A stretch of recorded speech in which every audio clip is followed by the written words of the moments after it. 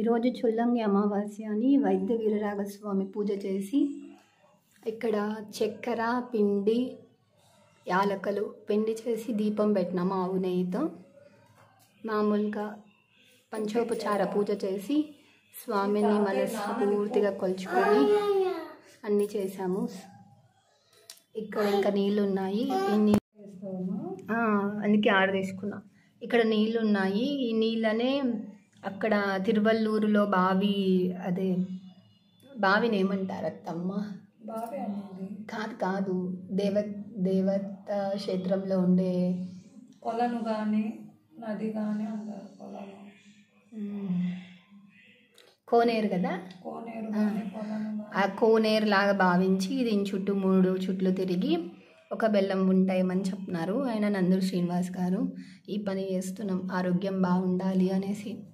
మా ఇంట్లో 6 మంది ఉన్నారు కాబట్టి పిల్ల పెద్ద అందరం 6 ముక్కలు తీసుకున్నాము. ఆ పని చేస్తే పూజ అయిపోతుంది. చాలా తృప్తిగా పూజ చేసుకున్నాము.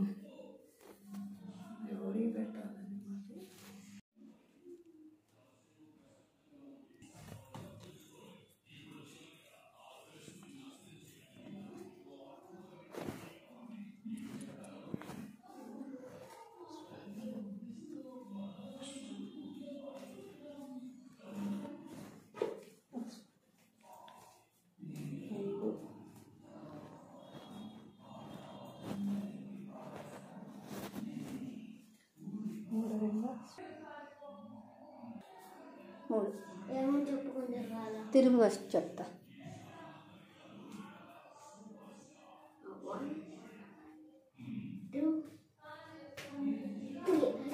ఇంకా తిరుగు.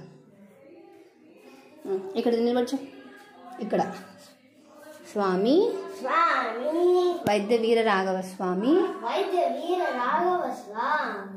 కనకవల్లి సమేత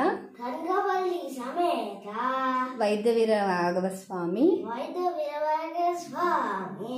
ఆరోగ్యం ఆయుష్ బాగుండాలి.